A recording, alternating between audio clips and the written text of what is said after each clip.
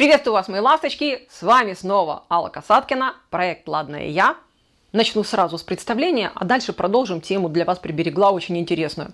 Вот ссылочка на мой сайт. Подарок для вас есть в описании видео. Красная кнопочка, жмем, подписываемся на канал, ставим лайки и комментарии, пишем. YouTube это очень любит, я тоже. И с удовольствием отвечаю на ваши комментарии. А мы сегодня будем говорить о том, стоит ли на себе экономить. Есть важный момент, который большинство женщины-любительницы экономить на себе. Любительницы отодвинуть себя. Сначала детям, потом мужу, потом родителям, потом сестре, подруге, потом еще кому-нибудь. И только потом, если что-то останется, я уже как-нибудь на себя потрачу. У меня когда-то была приятельница, которая получила зарплату и предложила мне: все, Алла, я больше отказываюсь экономить, пошли гульнем. Я решила вот всю зарплату на себя потратить. Я должна была задержаться, меня прям вот на выходе с работы тормознули. Я задержалась, я ей сказала: ты иди покупай, я сейчас прибегу, вот там 20 минут расстояние до центра, куда она пошла покупать.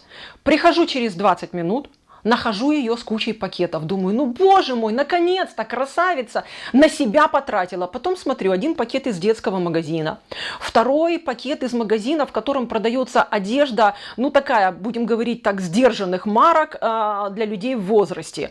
Еще какие-то такие подозрительные пакеты у нее в руках. Я говорю: так, слушай, а расскажи мне, что ты купила. И начинается. Она купила детям, она купила маме, она купила папе, она купила тете с дядей что-то домой. Вспомнила, что у сестры чего-то не было. Она говорит: ну я же все равно прогуливаю всю зарплату. Смотри, у меня еще $100 осталось. А зарплата у нее, простите, была $1500. Вы можете себе представить? Барышня уже их спустила, а на себя оставила соточку. Ну, короче, вы понимаете, да, я ее за ручку повела по всем магазинам, мы все поздавали, а потом покупали на нее. Так к чему я говорю? Когда женщина начинает на себе экономить, то есть отодвигать себя на задний план, в последний в очереди ставить, что происходит? Она ведь разрешает всем остальным тоже на ней экономить. Она же подает пример, как к ней относиться. Учитывать ее желания или не учитывать. Потому что если человек знает, что она свои желания не учитывает, может, ей приятно. И начинает тоже не учитывать ее желания. Либо с точки зрения энергии, как нынче модно рассказывать, да, что получается?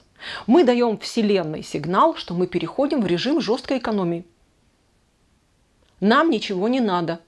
У нас ресурсы ограничены, и мы экономим. Сколько бы денег мы на сегодняшний день не имели, мы дали пространству сигнал: нам нужно экономить. И что начинается? Перестают выплачивать премию, начинают сокращать зарплату, начинают грозить увольнением и требовать, чтобы вы больше работали. Начинается вся эта круговерть. Кто-то начинает вам не возвращать деньги, одалживая, и все тому подобное. И в какой-то момент вы говорите: а почему все игнорируют мои желания, все игнорируют мои интересы? А потому что вы всем сообщили, что вы перешли в режим жесткой экономии. Как из него выйти? Да, так же, как вы в него вошли. Начинайте ставить себя на первое место. Сначала себе, помните, в самолетах пишут инструкцию, да? Сначала себе, потом ребенку одеваете маску кислородную. Потому что если вы сначала потянетесь за ребенком, то вы уже себе можете ее и не одеть, а ребенок не сообразит. Так вот, что происходит? Когда вы начинаете ставить себя в начало списка, вы показываете всем и Вселенной, если вам это близко, вы показываете: я важна. Давайте! Несите, я готова принимать дары. Я готова расширять свое пространство. У меня тут много места. Несите подарки, деньги, все, что мне важно. Несите, я готова принимать и радоваться. И тогда у вас в жизни начинает всего прибывать. Поэтому, если вы сегодня жалуетесь, что вам чего-то не хватает, кто-то на вас экономит, где-то вас обделяют, оглянитесь назад и посмотрите, где вы себя поставили на последнее место.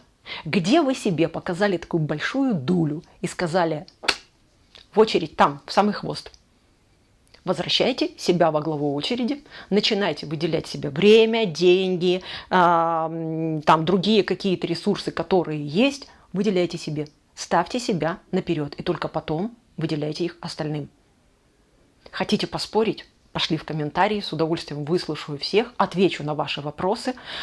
А мы с вами встретимся в следующих видео, мои дорогие. Давайте начинать быть щедрыми к самим себе.